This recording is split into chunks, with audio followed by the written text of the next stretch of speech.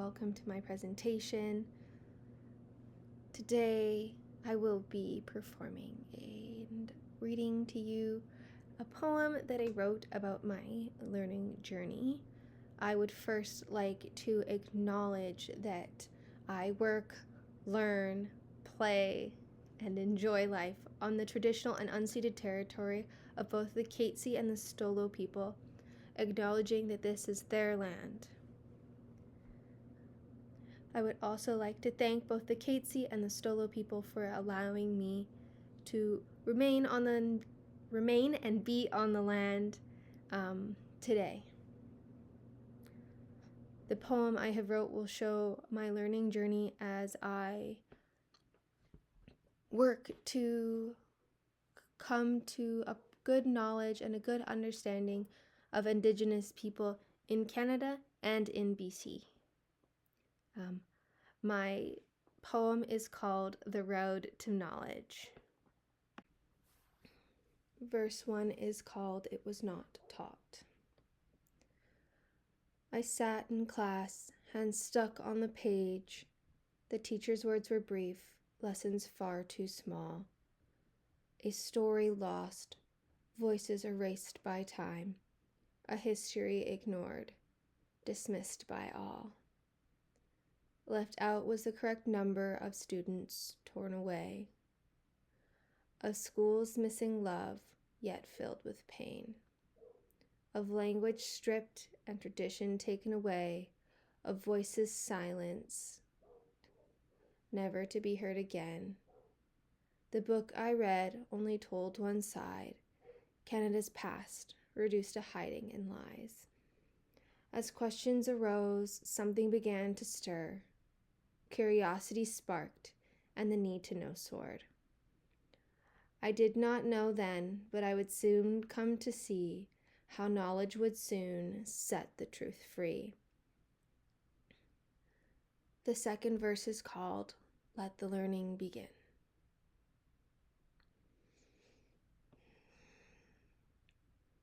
The stories found were deep, they could not be forgotten, each account etched on my heart.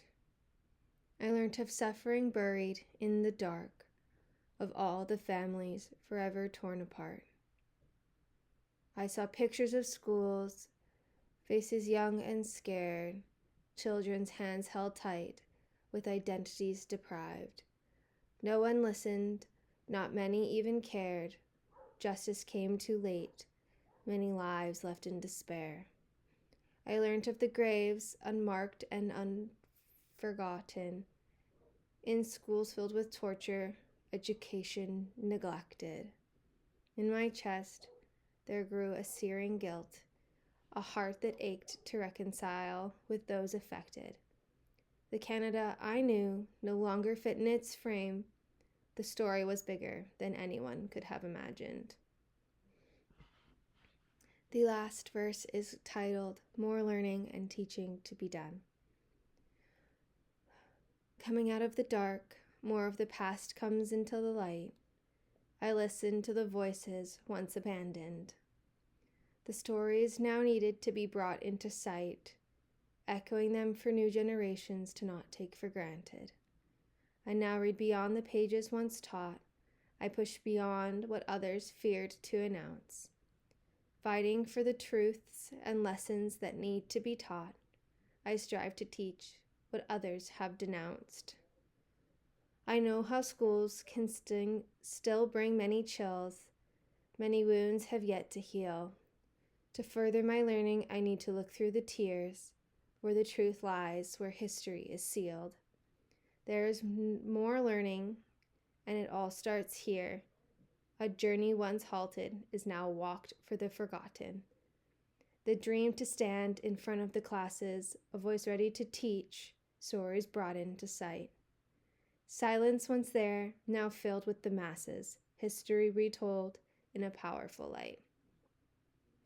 I will teach about the land and the lost years of language and tradition once taken away.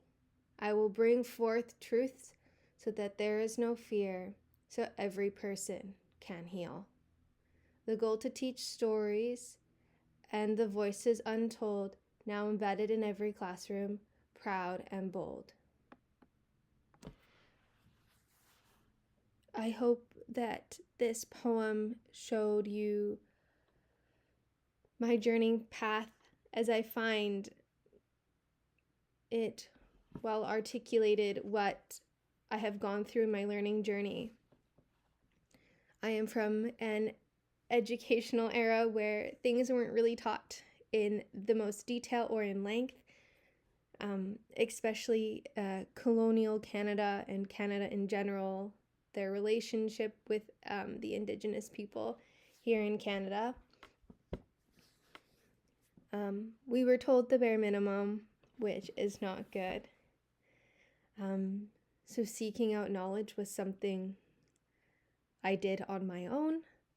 In university, I took a few different courses focusing on deepening Canadian understanding of their relationships, especially with Indigenous groups and people.